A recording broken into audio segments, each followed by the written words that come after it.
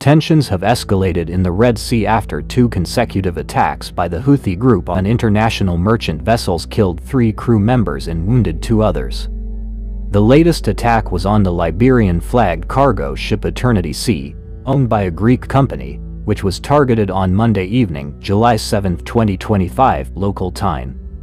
The incident was reported by the European Union Naval Operation Aspides on Tuesday. The attack occurred as the ship was sailing north to the Suez Canal. The vessel was attacked by bomb-carrying drones and gunmen from small boats. Although security guards on board returned fire, the ship was still severely damaged. One of the injured crew members reportedly lost his leg. The ship is now floating uncontrollably in the Red Sea.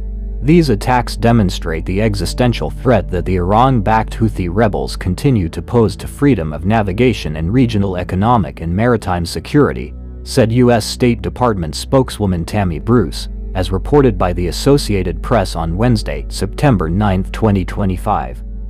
Private security firm Ambry and Operation Aspides confirmed that the Eternity Sea was carrying a crew of 22, including 21 Filipinos and 1 Russian.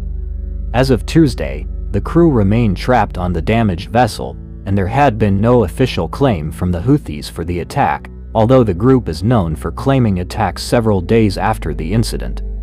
The attack on the Eternity Sea came just a day after another merchant vessel, the Magic Seas, also Greek-owned and Liberian-flagged, was brutally attacked by the Houthis. The group used drones, grenade launchers, missiles, and small arms to force the crew of the vessel, which was carrying fertilizer and steel from Asia to Turkey. In a propaganda video released Tuesday night, the Houthis showed scenes of them storming the Magic Seas, chanting anti-American and anti-Israeli slogans, and then blowing up the vessel, causing it to sink. The video echoes a similar attack on the tanker Sunyan in August 2024. The European Union strongly condemned these attacks, calling them a serious escalation that threatens maritime security in a vital trade route for the region and the world.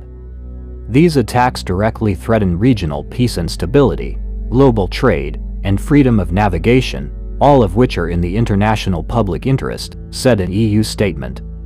The UN also condemned them. "We are deeply concerned by the escalation," said UN spokesman Stefan Dujarric, calling on the Houthis to comply with Security Council resolutions demanding an immediate halt to all attacks. The Yemeni government and EU forces directly blamed the Houthis. Meanwhile, the United Arab Emirates said that a rescue ship owned by Abu Dhabi Ports had rescued the entire crew of the Magic Seas. The Philippine government confirmed that 17 of its citizens were on the Magic Seas and 21 others on the Eternity Sea. The Houthis had previously launched more than 100 attacks on merchant vessels between November 2023 and January 2025 in solidarity with Hamas in the war in Gaza. 2 ships were sunk and 4 sailors were killed in these attacks. These attacks briefly halted after the United States, under the Trump administration, launched a large-scale air campaign that reportedly forced the Houthis to halt attacks on ships. However, the attacks in early July indicate a possible resumption of the Houthi military campaign in the Red Sea. These attacks undermine U.S. claims that Operation Rough Rider has brought calm to the Red Sea, said the New York-based Soufan Center think tank. However, it seems unlikely that the U.S. will intervene further unless the Houthi campaign develops into a broader and more sustained offensive. The attacks coincided with Israeli Prime Minister Benjamin Netanyahu's visit to Washington to resume ceasefire talks with Hamas.